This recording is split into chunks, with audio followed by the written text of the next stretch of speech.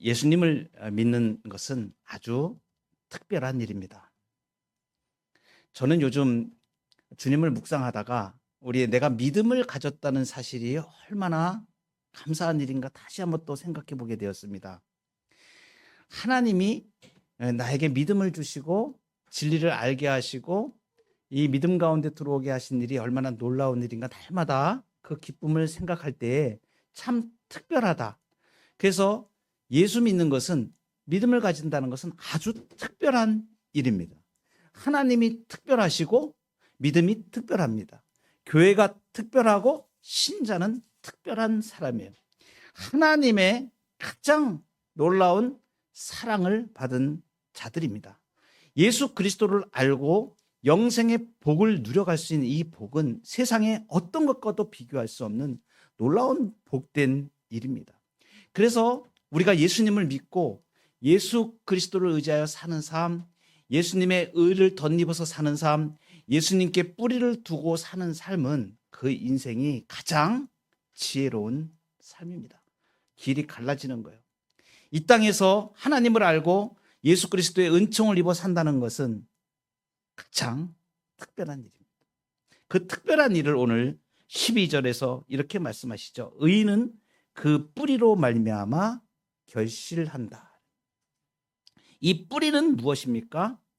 예수 그리스도를 말합니다. 예수 그리스도를 믿고 예수 그리스도를 마음에 모시고 예수님을 인생의 주인으로 모시는 삶, 그 뿌리로 말미암아 결실한다. 그래서 예수 믿는 사람의 특징, 예수님께 뿌리를 둔 삶, 그 인생은 세상의 가치관, 세상의 방식으로 열매를 맺는 것이 아니라 하나님이 베풀어 주시는 그 은총으로 자연스럽게 열매를 맺게 돼요. 그래서 신자의 삶은 세상적으로 생각하는 수단과 방법을 가리지 않는 그런 삶이 아닙니다. 우리는 예수님과 연합되어져서 예수님의 그 뿌리를 통해서 나오는 그 은총으로 자연스럽게 생명의 결실을 우리 삶에 맺게 되는 사람들이에요.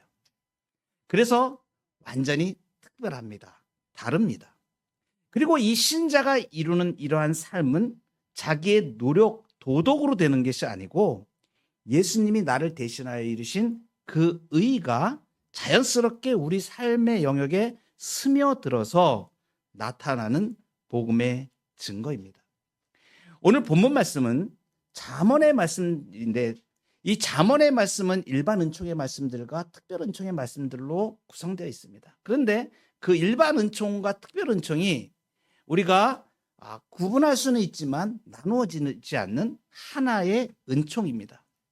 그래서 이 특별 은총의 은총을 받은 하나님의 백성들이 이 삶에 일어나는 모든 부요함을 어떻게 누려가는가, 실제로 그 삶이 어떤 삶으로 나타나는가를 오늘 본문 말씀은 우리에게 아주 중대한 말씀을 주십니다. 예수님께 뿌리를 둔 삶. 예수님께 뿌리를 둔 삶, 그 삶은 어떤 삶인가? 첫째는 허세가 아닌 참된 겸손의 삶입니다. 9절에 보면 비천히 여김을 받을지라도 종을 부리는 자는 스스로 높은 채하고도 음식이 핍절한 자보다 나으니라. 이 말씀은 어떤 것을 말합니까? 비천히 여김을 받을지라도, 이것은 뭐냐면 세상의 시선보다 자기 생활에 충실한 신자의 삶을 말하는 것입니다. 하반절에 스스로 높은 채하는 자는 뭐냐면 그렇지 않고 외적인 명예나 허세를 추구하는 사람을 말합니다. 여러분, 부패한 사람은 본능적으로 자신을 높이고 싶어 합니다. 부족함을 감추려고 하고 더 있어 보이려고 노력을 하죠. 그래서 없는 것을 있는 것처럼, 약한 것을 강한 것처럼 포장하며 삽니다. 타락한 인간은 자신의 결핍을 감추기 위해서 허세나 외적인 명예, 스스로 높은 것을 추구합니다.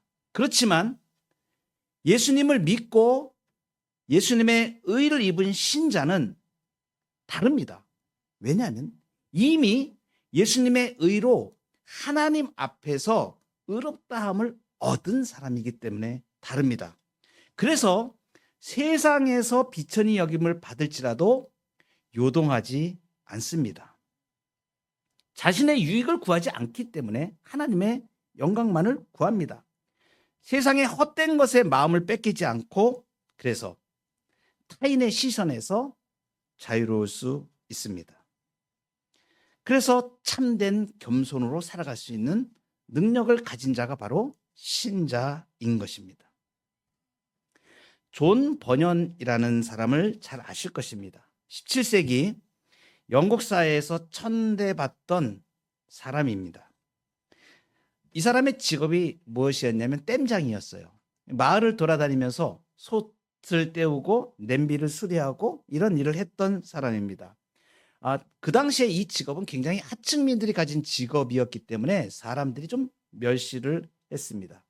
그렇지만 이 존 버년은 예수님을 믿고 마음의 구주로 영접하고 그 놀라운 감격과 그 은총으로 새로운 생명, 그것을 얻은 자로 이 땅을 살아가는데 평신도 설교자로 활동하기 시작합니다.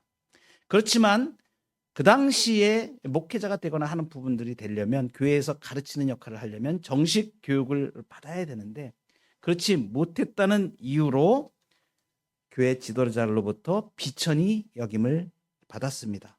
심지어 그가 허락 없이 설교를 했다는 죄목으로 12년 동안 감옥에 갇히는 수모를 겪습니다. 세상의 시선으로 볼 때 그는 아주 비천한 죄수에 불과했죠. 그러나 이 비천한 땜장이로 불렸던 존 버년의 이 영혼 안에는 예수님의 의가 가득 차 있었습니다. 예수님의 은혜로 가득 차 있었습니다. 그래서 그는 감옥이라는 핍절한 환경 안에서 철로 역정이라는 책을 집필합니다. 들어보셨을 겁니다. 이 책은 지금까지 복음을 전하는 최고의 책이 되었죠. 얼마 전에는 애니메이션으로 또 이렇게 나와서 우리 어린 아이들이 이 내용을 보면서 깊은 감동을 받습니다. 이 존 버년에 대하여 당시 그 최고의 석학이라고 불리던 존 오웬이라는 사람이 있는 신학자가 있는데, 이 사람이 국왕에게 폐하, 제가 저 땜장이처럼 설교할 수 있다면 저의 모든 학식을 기꺼이 내놓겠습니다 라고 고백할 정도였습니다. 버년은 세상의 명예를 쫓아 자신을 높이려 하지 않았습니다. 그는 예수님께 뿌리를 두었기 때문에 허세가 아닌 참된 겸손으로 삶을 살 수 있었습니다.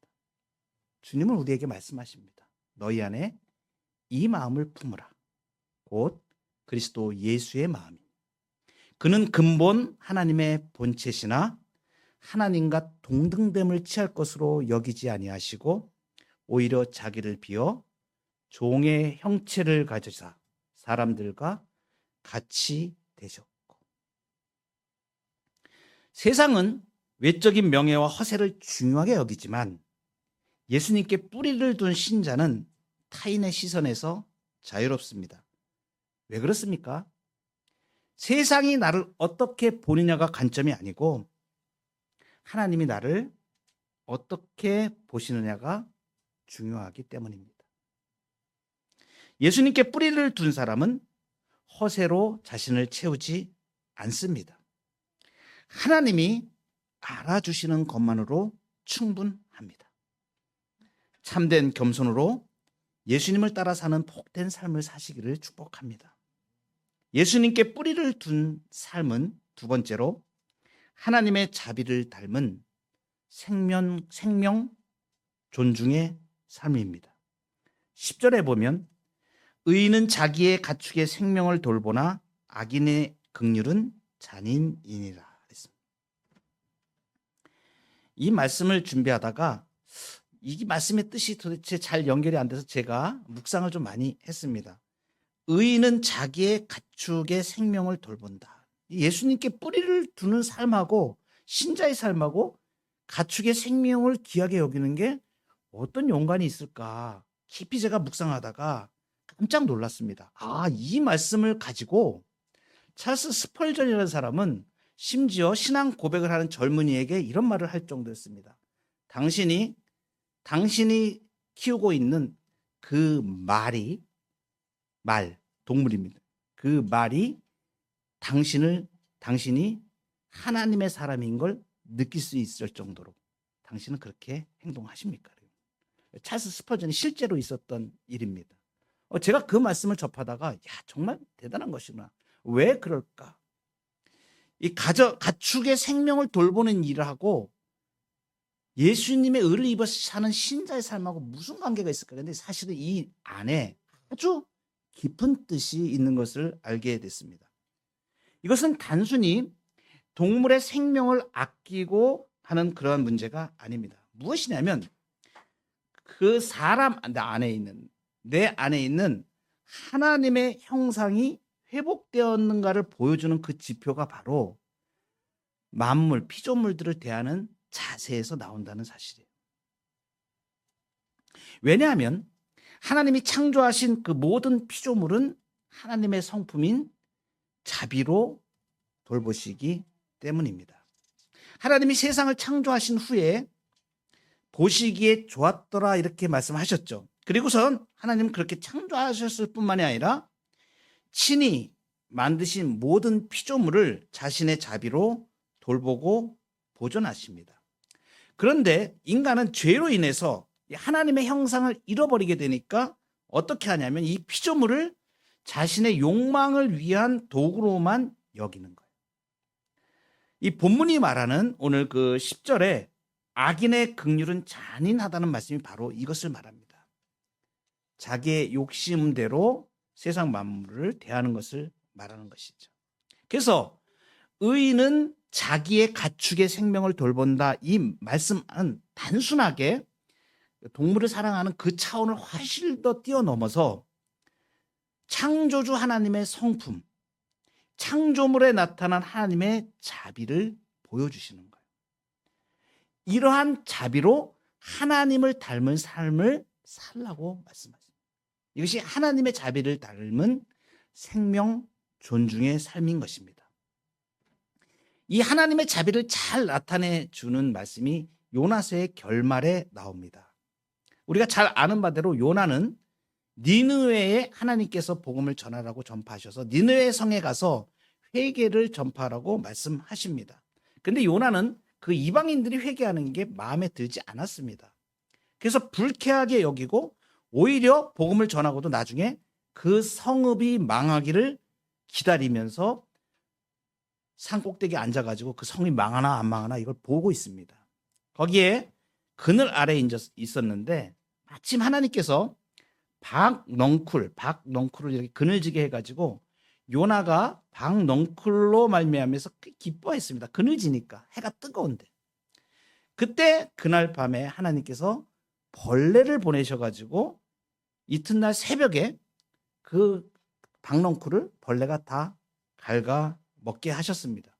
그리고 다음에 해가 뜰 때에 하나님이 뜨거운 동풍을 불게 하시고 이 해가 요나의 머리에 막 쪼이게 합니다. 요나는 박넝쿨이 마른 것으로 하나님께 성을 내죠. 차라리 내가 죽는 게 낫겠다고 불평을 합니다. 이때 하나님이 그 자비의 마음, 생명을 사랑하는 자비의 마음을 이렇게 표현하십니다. 야, 요나야, 너는 수고도 아니하고 재배도 아니하였고 하룻밤에 났다가 하룻밤에 말라버린 이 박넝쿨을 아깝게 여겼는데 이 큰 성읍 니느웨에는 좌우를 분별하지 못하는 사람이 12만여 명이나 있어. 가축도 많이 있어. 근데 내가 어떻게 아끼지 않겠니? 이렇게 말씀하세요. 특별히 여기 가축도 많이 있다고 표현을 하나님이 말씀을 하세요. 하나님은 인간의 영혼뿐만이 아니라 그들이 기르는 가축까지도 자신의 긍휼의 대상으로 보신다는 것을 우리에게 말씀하십니다. 그래서 우리가 로마서를 공부할 때 그 말씀을 들었는데 만물이 하나님의 아들들이 완전히 구원하는 그때를 기다린다고 얘기하지 않습니까? 만물도. 그러니까 뭐냐면 만물이 죄로 인하여서 핍박당하고 어그러졌던 것들을 이제 그 완전하게 회복되어지는 하나님이 창조하신 질서대로 나아가는 것을 기다리고 있다는 말씀입니다. 그래서 신자가 가축을 돌보고 동물을 좋아하는 이런 감정, 이것은 하나의 그 감정으로만 그치는 게 아니고 사실은 하나님이 온 우주를 창조하신 그 긍휼을 본받는 행위인 거예요. 저는 이 말씀을 준비하다가 그런 생각을 했습니다. 우리 가정에서 애완동물을 키우고 이런 분들이 많이 있습니다. 또 식물도 이렇게 기르시는 분들이 있어요. 이제 가만히 생각을 해봤어요. 그런 게 하나하나의 행위가 하나님의 마음, 긍휼의 마음을 본받는 일이구나라는 걸 알게 되는 거예요. 진짜 우리가 이러한 마음으로, 악한 사람들은 그런 일을 잘 못합니다. 식물을 아름답게 보고 아름답게 보면서 가꾸는 이 일을 그 마음 중심에 하나님의 마음이 없는 사람들은 이거 잘 못하는 거예요. 그리고 세상에 있는 것들을 자기 욕심대로만 사용하려고 하는 것이죠. 그래서 제가 이 말씀을 묵상하다가 그렇구나.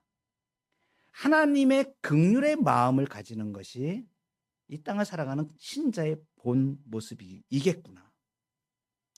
예수님은 팔복을 말씀하시면서 마태복음 5장 7절에서 긍휼히 여기는 자는 복이 있나니 그들이 긍휼히 여김을 받을 것이라고 말씀합니다. 사실은 이 생명 존중의 가장 깊은 뿌리에는 긍휼이 자리하고 있는 거예요. 이 긍휼은 뭐냐면 우리가 하나님께 받은 이 자비를 세상 속에 흘려 보내는 것입니다. 그래서 마태복음에 보면 주님께서 그런 말씀을 하세요. 누구든지 너로 억지로 오리를 가고자 하면 그 사람과 십리를 동행해라. 내게 구하는 자에게 주고 내게 꾸고자 하는 자에게 거절하지 말라. 너희가 너희를 사랑하는 자를 사랑하면 무슨 상이 있겠느냐 이렇게 말씀하십니다. 야고보서 2장 13절에는 이렇게 말씀하십니다. 긍휼을 행하지 아니하는 자에게는 긍휼 없는 심판이 임한다. 긍휼은 심판을 이기고 자랑하느니라 말씀하십니다. 여러분, 우리의 긍휼이 어디까지 미치고 있습니까? 나에게 유익을 주는 사람에게만 친절합니까?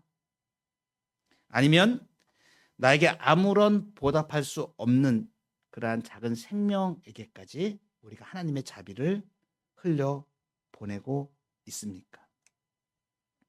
이번 한 주간에 여러분의 삶의 현장에서 만나는 모든 생명을 하나님의 시선으로 바라보시기 바랍니다. 이것이 예수님께 뿌리를 둔 삶입니다. 마지막으로 예수님께 뿌리를 둔 삶은 자신의 소명에 충실한 삶입니다. 11절에 보면 자기의 토지를 경작하는 자는 먹을 것이 많거니와 방탕한 것을 따르는 자는 지혜가 없느니라.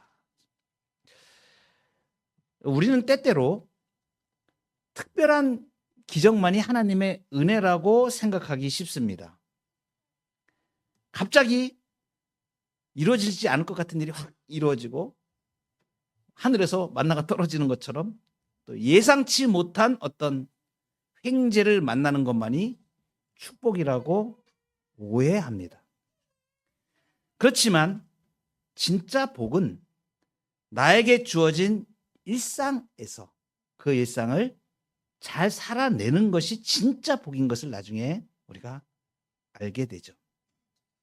오늘 11절에는 두 사람의 모습을 우리에게 대조해서 말씀해 줍니다. 한 사람은 매일 아침 하나님께서 허락하신 자기의 밭에 나갑니다. 화려한 일도 아닙니다. 그냥 땀을 흘리며 흙을 만지고 잡초를 뽑으며 묵묵히 자기의 토지를 경작합니다. 이 사람은 화려한 성공을 꿈꾸기보다 오늘 나에게 주어진 이 토지가 하나님이 나를 세워주신 소명의 자리임을 믿습니다. 그럼 다른 한편에 한 사람은 자신의 밭을 돌보는 일에는 관심이 없는 사람이에요. 그래서 방탕한 것, 이거 뭘 말하냐면 일확천금이나 노력 없이 어떤 대가를 얻으려고 하는 마음을 말해요. 현실성 없는 허황된 꿈을 쫓아다니는 이것을 말합니다.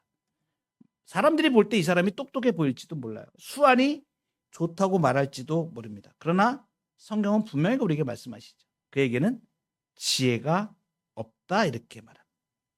결국 그의 창고는 비어가고 영혼은 핍절해집니다. 자기의 소명에 충실한 삶, 이 모습을 잘 보여주는 대표적인 사람, 세계적인 음악가인 바하입니다. 17세기 후반부터 활동했던 이 독일의 음악가 바하를 모르는 사람은 없을 것입니다. 독일 발음으로는 바흐 이렇게 발음하기도 하는데 우리에게는 바하로 많이 알려져 있죠. 이 바하는 당시 그 다른 작곡가들처럼 어떤 특별한 영감이 떠오를 때만 곡을 쓰는 사람이 아니었습니다. 이 사람은 신앙인이었는데 매주 교회 예배를 위해서 새로운 곡을 썼습니다. 자신의 직업인 것으로 자기가 여기고 하나님이 정해주신 소명으로 이것을 생각한 거예요. 그래서 매일 아침 책상에 앉아서 마치 농부가 밭을 갈듯이 악보를 채워나가는 일을 했습니다. 이 바가 그 악보를 만들 때 그 맨 끝에 당시 라틴어 이니셜을 SDG 이렇게 썼다고 합니다. Soli Deo Gloria라는 뜻이에요. 오직 하나님께 영광. 이 바가 곡을 쓰면서 뒤에 어떤 마음으로 한 거예요? 내가 지금 작곡하는 이 곡이 하나님께 영광이 되기를 원합니다. 그 기도대로 마태 순환곡이 나왔고 여러 추억 같은 교회 음악들을 세기에 그죠? 시대에 정말 음악을 구분진을 지을 정도로 유명한 음악인이 됐죠. 또 곡을 처음 시작할 때 거기도 이니셜을 적었다 그래요. J 이렇게 적었습니다. 뭐냐면 예수 주바. 이니셜을 JJ를 떼는 예수여 도우소서. 저는 이 말씀을 생각하다가 우리 청년을 생각했어요. 지금 시험 공부를 열심히 2차 시험 공부, 세무사 시험 공부를 하고 있는데 시험 볼 때 딱 아침에 성경을 딱 읽고 먼저 그리고 기도하고 시작한다고 저에게 얘기를 하더라고요. 그 자리가 바로 소명의 자리, 지금 충실한 자리. 쓰시기 바래요. JJ 예수여 도우소서. SDG 솔리 데오 글로리아 오직 하나님께 영광. 방탕한 것이나 허황된 명예를 쫓지 않고 자기에게 주어진 그 길을 하나님 안에서 묵묵히 가는 것. 여러분에게 맡겨진 토지는 무엇입니까? 지루해 보이는 일터가 될 수도 있죠. 또는 맞이 못해서 나가는 자리도 있을 것입니다. 힘겨운 학업의 자리일 수도 있습니다. 그러나 여러분에게 지금 있는 그 자리를 방탕한 것과 비교하며 비관하지 마시기 바랍니다. 최선을 다해서 하나님이 내게 주신 그 자리에서 토지를 정직하게 경작할 때 하나님은 그 땀방울을 통해 여러분의 삶을 채우시고 영혼을 성숙시키실 것입니다. 잠언 27장 23절에 이렇게 말씀하십니다. 네 양떼의 형편을 부지런히 살피며 네 소떼에게 마음을 두라. 이번 한 주간 여러분의 일터를 하나님의 소명의 장으로 삼으시기 바랍니다. 예수님께 뿌리를 둔 삶은 허세가 아닌 참된 겸손의 삶입니다. 예수님께 뿌리를 둔 삶은 하나님의 자비를 닮은 생명 존중의 삶입니다. 예수님께 뿌리를 둔 삶은 자신의 소명에 충실한 삶입니다. 이 한 주간에 이 말씀으로 예수님께 뿌리를 둔 능력의 삶을 이루시는 저와 여러분 되기를 소망합니다. 기도하시겠습니다.